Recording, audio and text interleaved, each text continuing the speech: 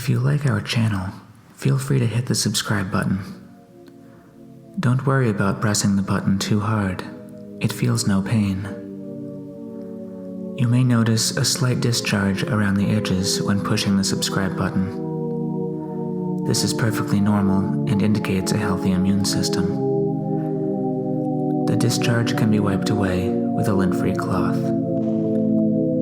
After pressing the subscribe button, those more sensitive to biochemiatric volators may notice a sinking feeling shortly afterwards, a deep emptiness or a loss of the will to live. This is normal and originated as a defense mechanism to ward off predators in the wild. To you and I, it is nothing.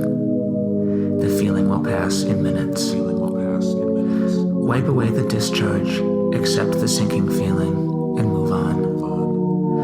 While some may avoid pressing the subscribe button to avoid this discharge, it should be noted that this sinking feeling is inevitable in life, and avoiding the button only creates further buildup, which could cause a catastrophic event later down the road.